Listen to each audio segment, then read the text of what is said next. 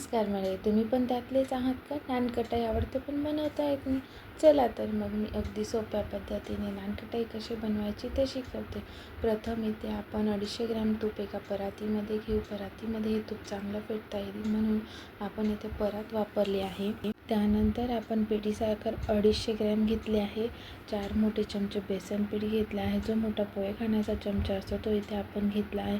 परत 4 मोठे चम्मच रवा घेतला आहे. एका चमच्याने आपण रवा आणि बेसन पीठ मोजून घेतलेला आहे. त्यानंतर इथे आपण मैदा 250 ग्रॅम घेतलेला आहे आणि बेकिंग पावडर आपण इथे छोटे 2 चम्मच घेतलेली आहे. प्रथम इथे आपण याच्यामध्ये तुपामध्ये पिठी साखर मिक्स करून घेणार आहोत. आता इथे ही प्रोसेस तुम्ही बीटरने पण करू शकता, पण हाताने फेटले तर ती नानकटाईची चव भन्नाट लागते आणि नानकटाई ही खुसखुशीत होते.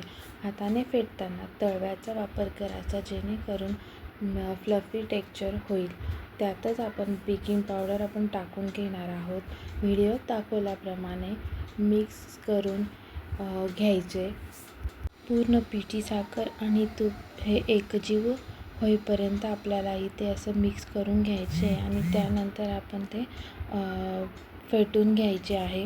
फेटत असताना आपण इथे तळव्याने असं मिक्सचर घासून घेणार आहोत जेणेकरून साखर आणि तूप एकत्र होईल आणि ते फ्लफी टेक्स्चर निर्माण होईल.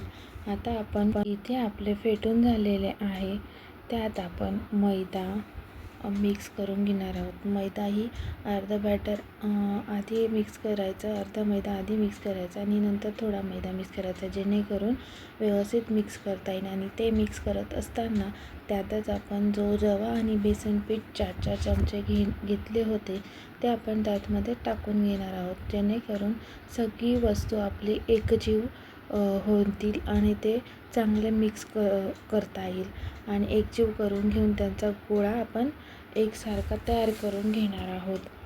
इथे तुम्ही नानकटाई गोलाकाराचीही बनवू शकता आणि चौकोनी आकाराचीही बनवू शकता. तुमच्या आवडीनुसार तुम्ही नानकटाईचा आकार ठरवू शकता आणि नानकटाईला मध्ये तुम्ही ड्रायफ्रूट्सही लावू शकता. आता मी इथे बनवले आहे पण मी त्यामध्ये काहीच लावले नाही, मला प्लेन नानकटाई हवी होती.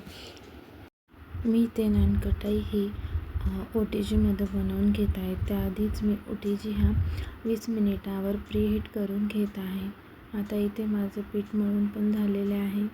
त्यानंतर गोळा तयार करून घेतल्यानंतर मैदा आणि इथे पीठ मळताना जर जास्त तूप लागत असेल तर तिथे थोडे तुम्ही मैदाही वरतून वापरू शकता, कारण तुपाच्या याच्यावरती डिपेंड असतं की कसं ते बॅटर तयार होणार. आता इथे आपण पेढे तयार करतो तसे गोल गोल पेढे तयार करून घेऊन त्याला नाईफच्या साहाय्याने असे क्रॉस देणार आहोत.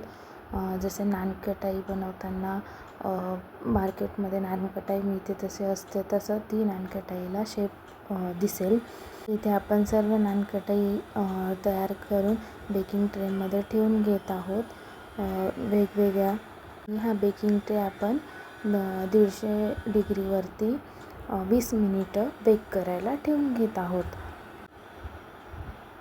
20 मिनिट मी इथे टाईम लावलेला आहे. आता बघा तुम्ही मध्येच मी दाखवते आहे नानकटाई कशी फुलते आहे आणि तिची साईज ही दुप्पट झालेली आहे. इथे मी स्क्वेअर आकाराच्याही बनवून घेतल्या आहेत. आता इथे आपली नानकटाई बनवून तयार झाली आहेत. एक नानकटाई मी उचलून दाखवते. बघा ही किती खुसखुशीत आणि तोंडात टाकताच पाणी येईल अशी नानकटाई झाली आहे. व्हिडिओ आवडला असल्यास लाईक करा, सबस्क्राईब करा. धन्यवाद.